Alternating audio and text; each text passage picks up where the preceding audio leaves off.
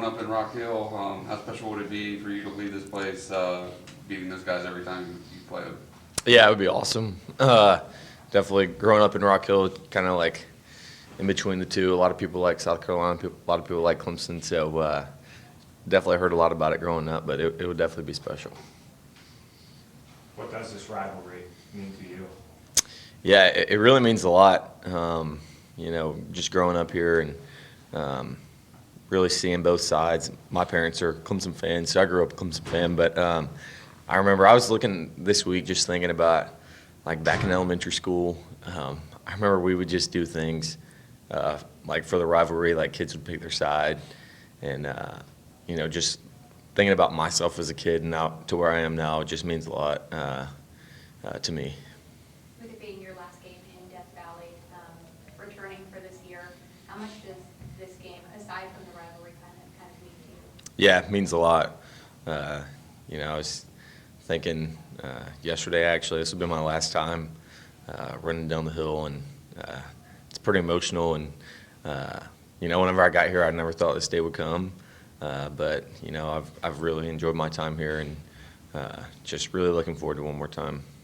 Dabo says they do all the senior week stuff last week to kind of help with that emotion and all of it. Right. Does it help? Yeah, for sure, definitely. A little bit different, but for sure, I'd say. Were you always a Clemson fan growing up? I was, yeah. Yeah, no, it's funny. There's a guy at my church that tried to sway me and my brother, but it never worked out. So what was it like during that stretch when Clemson lost to South Carolina 5 straight years? Yeah. Tough on you? Yeah, no, that was tough. I heard about it a lot. But I remember it was one Thanksgiving, I was playing soccer, and we were at the beach playing, and I was like staying in a hotel with one of my friends, and he was a South Carolina fan, and I just kept hearing about it. But You say the guy tried to sway you. Have you been able to sway him the other direction since he knows you personally? and who does he root for? No, he's definitely a South Carolina fan, but no, I haven't been able to bring him over yet. So I'm new here. Can you explain to me like how that runs so deep? Dabo made fun of me. I'm from Chicago, and Northwestern doesn't have those sort of rivalries. Yeah. Just how they are so embedded, and what that's like to be in. Is your family divided at all? Like, I know you said your parents, but like, do you have any aunts and uncles you don't talk to this week? No, nothing like that. But I would say it's really deep, and it's crazy because like a lot of people really don't like each other because they like the other team. But yeah, no, it's I feel like it's definitely a very serious thing. But I have a lot of good friends that play for South Carolina, and I love them to death. But at the end of the day, it is a rivalry.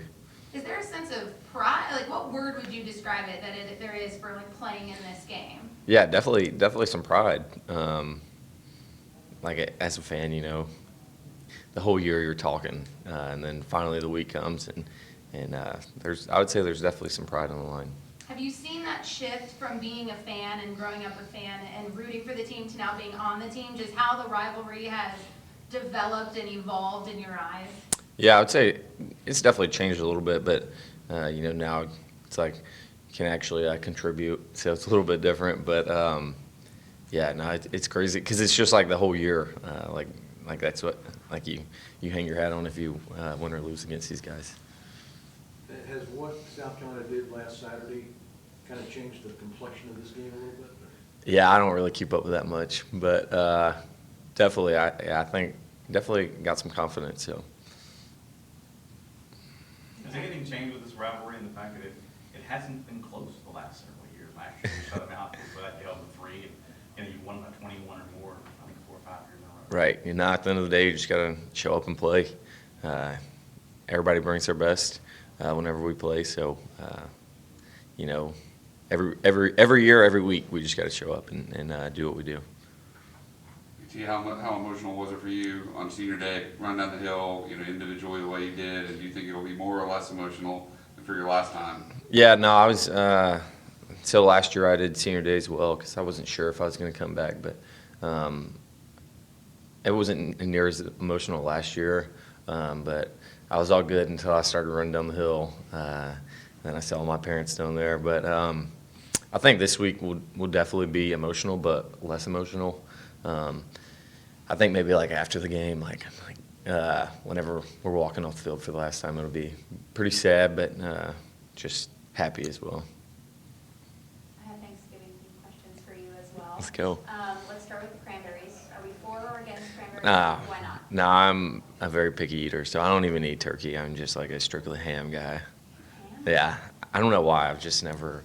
I don't know. Maybe I got some bad turkey in my life, but like, it's just not for me. Okay, if you're a picky eater, can your Thanksgiving foods touch, or does everything have to be separated? I would say if you asked me that a couple years ago, I'd say no touching, but now it's a little bit different. But yeah, I mean, really, like all I get is macaroni and ham. So That's your whole Thanksgiving? yeah, maybe some bread, but Do you have a dessert? not really, not really. All right. Wow. BT, before you graduate, would you like a game in this rivalry to come down to a couple of clutch kicks that you need to make? Or are you okay just going out there drilling some extra points? Hey, whatever works, whatever works. I'd be happy either way. You've made 17 of 19, I think, this season, field goals. Something like that. Do you remember the 17 you made, or do the two you missed stand out more?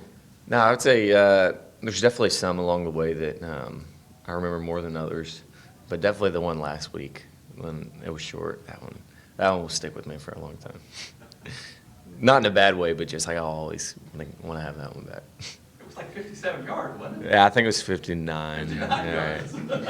It's okay to Is your mindset, or not your mindset, but your mentality, or just your routine going into kicks changed over the years? Definitely so. Like as you mature, your process and your brain really change. So Coach Winnie says that your maturity has to match your talent. And as I've matured more, I feel like that's helped me become a better kicker. And so definitely having a better mindset whenever I go out there. And it's like you're going out there to make the kick instead of to not miss the kick. It must make you feel good that Dabo even trotted you out there to attempt 59, right? Oh yeah. He asked me if I wanted it, and I said, heck yeah, let's do it. Is there a kick in your career that stands out as maybe the one that you'll look back on with the fondest memory here? Yeah. There's a couple, but the one I would say that kind of like meant the most to me was my sophomore year. I had a bad game, and then I actually got benched, and then the next week I didn't even know it was going to happen, and he sent me out there for, I think it was like 51 or 52, and I made it, and that just like, I think it meant a lot to me as a player, but it also just like, I don't know, it helped me as a man, just to like realize that things happen, but it's always about how you come back. Will and Drew Sweeney as holders. Is it a completely seamless transition? Are they completely identical? Yeah, no, they're both very good, and so I've been getting holds from Drew for a long time as well, just like in practice. So it really wasn't much of a difference at all. Any questions for BT from Zoom? BT, I was wondering, how has your life changed since being a Clemson Tiger? Yeah, that's a really good question, and it's changed so much. I could talk about it for hours, but I came here as just like a kid with a dream, but really didn't know, like, have a vision for that dream. And I think that now that my time's coming to an end, I have a good idea of like what I need to do and what I'm going to do to become a successful man, father, and husband. And before that, I really just didn't know what it took. So just I'm so thankful for what Coach Sweeney and really all of the guys here at Clemson have done for me. How much do you still practice punting? Because I imagine at the next level, that's going to be pretty valuable. Right, for sure. Yeah, definitely practicing it, and I would really say like at least 2 or 3 times a week at practice. You're a Groza Award semifinalist again.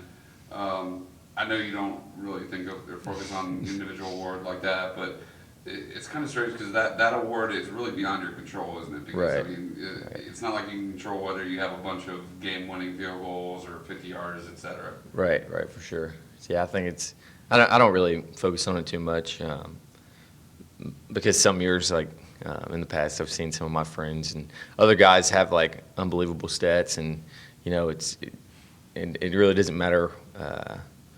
Like you can't control how many attempts you get or how far you make kicks from. So just show up each week and kick. Anyone else for BT?